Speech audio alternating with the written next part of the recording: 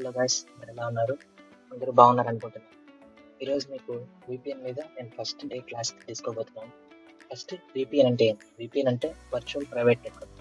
Already నేను షార్ట్లో అయితే అప్లోడ్ చేస్తాను విపిఎన్ అంటే ఏమని. You can watch it on, I can give an description also. Okay, first VPN అంటే ఏం? విపిఎన్ అంటే వర్చువల్ ప్రైవేట్ నెట్వర్క్. అసలు విపిఎన్ అనేది ఎందుకు వాడతారు? విపిఎన్ వల్ల మనకు ఉండే లాభాలేమి, విపిఎన్ వల్ల ఉండే మనకు నష్టాలేమి, అసలు విపిఎన్ అనేది ఎవరు క్రియేట్ చేశారు, ఇలాంటి మోర్ ఇంట్రెస్టింగ్ అనేది ఈ వీడియోలో అయితే చూద్దాం. ఓకే గైస్, ఫస్ట్ విపిఎన్ అనేది ఎవరు కనిపెట్టారు? సారీ, టుడే టాపిక్ అసలు విపిఎన్ గురించి. విపిఎన్ అనేది ఎవరు కనిపెట్టారు అనేది మీకు జస్ట్ ఇక్కడ మెన్షన్ చేస్తున్నా చూడండి. Gurdeep Singh Pall is a Microsoft employee అండి. Is was created and first VPN అండి. విపిఎన్ అంటే ఆల్రెడీ మీకు తెలిసి ఉంటుంది, వర్చువల్ ప్రైవేట్ నెట్వర్క్. అసలు వర్చువల్ ప్రైవేట్ నెట్వర్క్ అంటే ఏమి అంటే, మీకై మీరు ఒక బౌండరీ లాగా.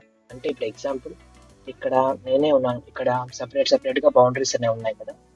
ఇక్కడ నేను ఒక పర్సన్ అనుకోండి, ఇలా సపరేట్ గా బౌండరీస్ ఎలా అయితే ఉన్నాయో, ఇక్కడ విపిఎన్ లో కూడా ఇలా బౌండరీస్ అనేవి క్రియేట్ చేసుకుంటాయి. అంటే వీళ్ళ ఈ రూమ్ లో ఉండే పర్సన్ కి, ఈ రూమ్ లో ఉండే పర్సన్ కి ఎటువంటి కనెక్షన్ లేకుండా, అంటే వీళ్ళదంతా ఒక రూమ్ లాంటిది, ఇది ఒక రూమ్ లాంటిది, అలా డిఫరెంట్ రూమ్స్. అంటే ఒక రూమ్స్ అని కాదు, ఒక నెట్వర్క్ అనేది ఒక్కొక్కరికి ఒక పర్సనల్ నెట్వర్క్ అనేది క్రియేట్ చేస్తారు. పర్సనల్ నెట్వర్క్ అంటే మీ అంతకు మీకుగా ఇండివిజువల్ గా ఒక నెట్వర్క్ అనేది క్రియేట్ చేయబడితే దాన్ని పర్సనల్ నెట్వర్క్ అంటారు. ఇలా పర్సనల్ నెట్వర్క్సే చాలా వర్చువల్ గా అంటే అంటే డిజిటల్ ఫామ్ లో, అంటే మనకి డిజిటల్ ఫామ్ లో అంటే మన కంటికి అయితే కనపడవు, కానీ అవైతే క్రియేట్ అయి ఉంటాయి. అవి ఎలా క్రియేట్ అయి ఉంటాయి? అసలు విపిఎన్స్ చాలా రకాలు ఉన్నాయి. మనకి చాలా రకాల గురించి అంటే కూడా ఈ క్లాస్ అయితే డిస్కస్ చేద్దాం. ఓకేనా, ఫస్ట్ విపిఎన్ ని కనిపెట్టింది వచ్చేసి గుర్దీప్ సింగ్. గుర్దీప్ సింగ్ అనే అతను is Microsoft employee, is as an Indian. ఇతనైతే ఫస్ట్ విపిఎన్ అనేది కనిపెట్టాడు. ఇతను ఎందుకు కనిపెట్టాడు అసలు ఈ విపిఎన్ ఎందుకు కనిపెట్టాడంటే, ఫస్ట్ ఇయర్ వర్కింగ్ అప్పుడు చేసినప్పుడు, అప్పట్లో మనకి ఇంటర్నెట్ అనేది ఎవాల్వ్ అయినప్పుడు డేటా అనేది ఎన్క్రిప్టెడ్ గా ఉంది. ఎన్క్రిప్టెడ్ అంటే మనకి మెసేజ్ అనేది ట్రావెల్ అయ్యేటప్పుడు ఎటువంటి సెక్యూరిటీ లేకుండా ఉండేదాన్ని ఎన్క్రిప్షన్ అంటారు, అన్ఎన్క్రిప్టెడ్ అంటారు. మామూలుగా సెక్యూరిటీ ఉంటే ఎన్క్రిప్టెడ్ అంటారు, లేదంటే అన్ఎన్క్రిప్టెడ్ అంటారు. అంటే సెక్యూర్ లేకుండా ఉండేవి కదా ఇప్పుడు మెసేజెస్ అనేవి ట్రావెల్ అవుతున్నప్పుడు. ఇప్పుడు మనం సెక్యూర్ గా ట్రావెల్ చేస్తున్నాం. ఎందుకు ఇలా సెక్యూర్ గా ట్రావెల్ చేయడం ఫస్ట్ ఎక్కడ మొదలైందంటే, ఇలా మనం తయారు చేస్తే ఇలా అవుతుందని చెప్పి ఇతనైతే ఫస్ట్ తయారు చేశారు. తయారు చేసిన ఫస్ట్ విపిఎన్ పేరు వచ్చేసి పిపిటిపి, అంటే point to point tunnelling protocol. ఇది ఒక వన్ టైప్ ఆఫ్ ప్రోటోకాల్ కూడా అండి. ప్రోటోకాల్ అంటే మనకి సెట్ ఆఫ్ రూల్స్ లాగా. అంటే అది చెప్పాను కదా, ఈ రూమ్ లో ఉండే వాళ్ళు ఈ రూమ్ లోకి రాకూడదని మనం ఎలా అయితే రూల్స్ పెట్టుకుంటామో, ఇక్కడ కూడా తన ఒక విపిఎన్ కి ఇలాంటి రూల్స్ రాశారు. అంటే నేను ఒక వర్చువల్ వీలాన్ క్రియేట్ చేస్తే, వర్చువల్ వీలాన్స్ అనేవి క్రియేట్ చేస్తే, ఒక దగ్గర నుంచి ఇంకొక దగ్గరికి వేరే పర్సన్స్ నెట్వర్క్స్ అనే వాళ్ళు ఎంటర్ అవ్వకూడదు అని. ఓకేనా, మీకు ఇది అర్థమైందని అనుకుంటున్నాను. I'm going to next topic. అసలు విపిఎన్ యొక్క పని ఏమి? What is the purpose of the VPN? The purpose of the VPN to connect a network or a system or a server safely and securely. నేను ఇప్పుడే చెప్పాను కదా, అసలు VPN పని ఏమంటే, ఒక సిస్టమ్ ఉంది, లేదా నేను ఒక సిస్టమ్ పెట్టుకొని ఇప్పుడు ఆపరేట్ చేసినప్పుడు, ఒక సిస్టమ్ నుంచి ఇంకొక సిస్టమ్కి, ఫర్ ఎగ్జాంపుల్ ఒక సిస్టమ్ నుంచి ఇంకో సిస్టమ్కి ఎలా కనెక్ట్ అవుతామంటే, ఇప్పుడు నేను గూగుల్ వాడుతున్నాను, లేదా యూట్యూబ్ వాడుతున్నాను, ఇన్స్టాగ్రామ్ వాడుతున్నాను, ప్రతి ఒక్కటి ఆపోజిట్ లో ఉన్నది కూడా మనకి ఒక సిస్టమే అండి. సిస్టమ్ ఆర్ ఏ సర్వర్, ఆ రెండిట్లో ఖచ్చితంగా ఏదో ఒకటి ఉంటుంది. అది లేకుండా మనకి కనెక్షన్ అనేది ఎస్టాబ్లిష్ అవ్వదు. కనెక్టింగ్ అంటే ఒక సిస్టమ్ ఇంకో సిస్టమ్ రెండు కనెక్షన్, మనం ఎలా అయితే సెకండ్స్ ఇచ్చుకుంటామో అవి రెండు కూడా కనెక్ట్ అవుతూ ఉంటాయి. అది ఎలా? అది కేబుల్ ద్వారా అయ్యుండొచ్చు, వైర్లెస్ గా అయ్యుండొచ్చు. మాక్సిమం మోర్ దెన్ కేబుల్ ద్వారానే కనెక్ట్ అయి ఉంటాయండి. అది కూడా ఎలా అంటే మీకు ఫర్దర్ క్లాసెస్ లో నేను ఇన్ డీటెయిల్ గా అయితే ఎక్స్ప్లెయిన్ చేస్తాను. ఓకేనా, ఇప్పుడు how does the VPN works? అసలు విపిఎన్ అనేది ఎలా వర్క్ అవుతుంది? నేను ఆల్రెడీ చెప్పాను కదా, మనకి ఓల్డెన్ డేస్ లో ఎన్క్రిప్షన్ అనే ఫార్మాట్ లేకపోవడం వల్ల మెసేజ్ కి సెక్యూరిటీ లేదు. అంటే ఇప్పుడు ఎగ్జాంపుల్ హ్యాకర్సే ఉన్నారనుకోండి, హ్యాకర్స్ వచ్చేసి మెసేజెస్ అనేవి డేటా ఫ్లో అవుతూ ఉంది. హ్యాకర్ అనేవాడు వస్తాడు, వాడు కంపెనీ కాన్ఫిడెన్షియల్ డేటా, ఇప్పుడు ఎగ్జాంపుల్ బ్యాంకింగ్ ట్రాన్సాక్షన్స్ ఉంటాయి, ఇలాంటి డేటాని వాడు చూసేసి తీసుకొని వెళ్ళిపోతాడు. వాడు ఏం చేస్తాడు, నేను ఈ పర్సన్ ని, నేను ఈ అకౌంట్ నుంచి ఎంత అమౌంట్ విత్డ్రా చేయాలనుకున్నా అంటే అది అన్సెక్యూర్డే కదండి. అప్పుడు కాలంలో అలా అయితే ఉండేది, కానీ ఇప్పుడు కాలంలో అంత ఎన్క్రిప్షన్ ఫార్మాట్, ఎన్క్రిప్షన్ కూడా ఎన్క్రిప్షన్ ని కూడా మనం సాల్వ్ చేసేదానికి అవుతుంది. అవంతా కూడా చాలా చాలా కాన్ఫిడెన్షియల్ గా ఉంటాయి.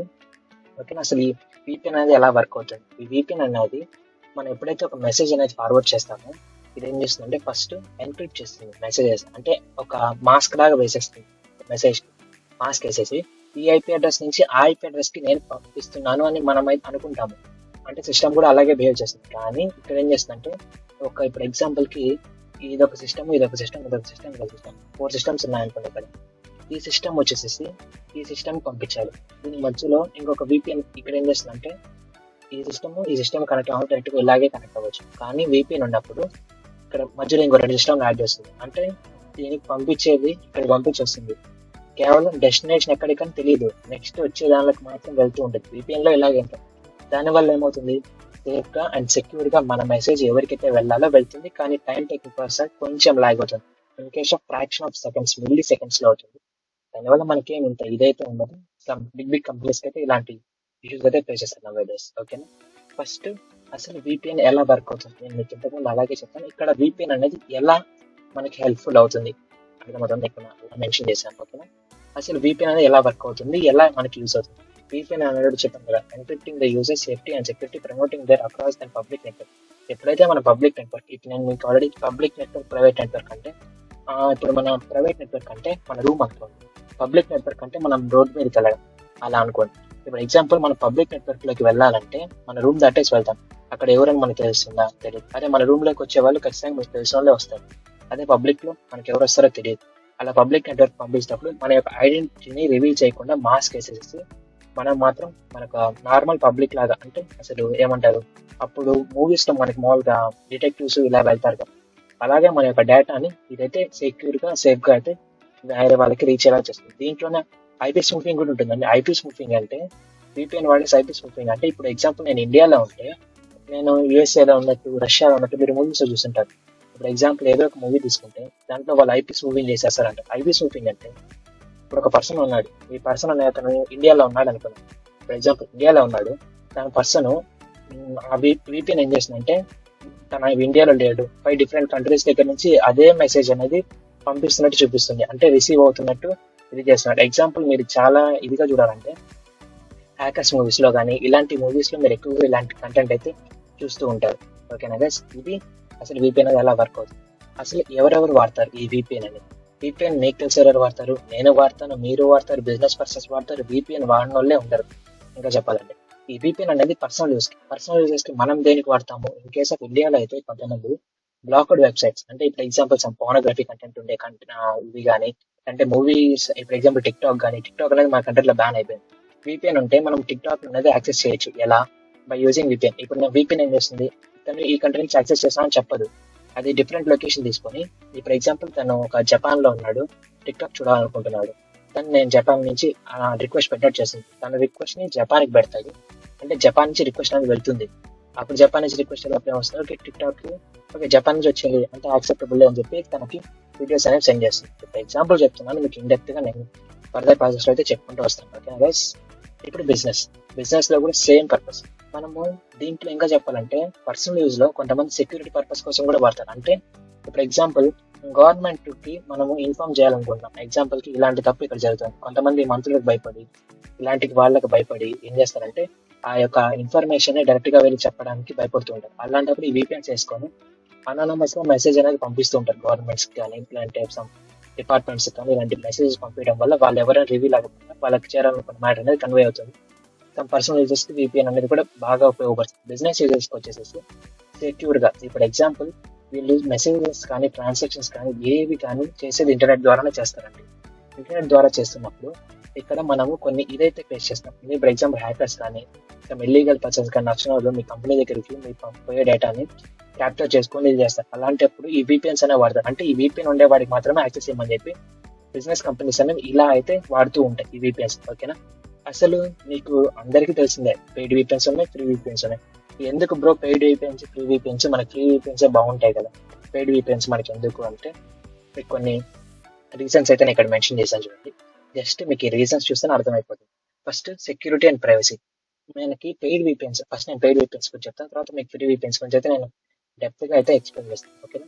ఇప్పుడు పెయిడ్ VPNs చూసారంటే సెక్యూరిటీ అండ్ ప్రైవసీతో పాటు ఈ దీంట్లో ఉండే డేటా అనేది ఎవ్రీ 24 hours కి లేదా సమ్ ఇన్స్టెంట్ ఆఫ్ టైం, వాళ్ళకి కంపెనీస్ కి ఇన్స్టెంట్ ఆఫ్ టైం అనేది ఉంటుంది. వాళ్ళకి ఆ టైం ప్రకారం ఆ డేటా అనేది అరెస్ట్ చేస్తూ ఉంటారు. ఓకేనా. ఆ అరెస్ట్ చేయడం వల్ల ఏమంటే ఇప్పుడు నువ్వు ఎక్కడి నుంచి వచ్చావు, ఇప్పుడు ఎగ్జాంపుల్ నువ్వు వెళ్ళి అక్కడ లాగిన్ అవుతున్నావు అంటే నీకు ప్రతి ఒక్క డీటెయిల్స్ అనేవి ఖచ్చితంగా అక్కడ రిజిస్టర్ అవుతాయండి. రిజిస్టర్ అవ్వకుండా VPN అయితే మీకు IP అడ్రస్ అనేది ప్రొవైడ్ చేయదు. ఓకేనా? అక్కడ రిజిస్టర్ అయిన తర్వాత మనకి ఒక డేటా అనేది ఇక్కడికి వెళ్తుంది, ఎక్కడికి వెళ్తుందో అది మొత్తం రికార్డ్ చేసుకుంటుంది. ఆ రికార్డ్ చేసుకున్న డేటాని పెయిడ్ VPNs అయితే అరేంజ్ చేస్తారు.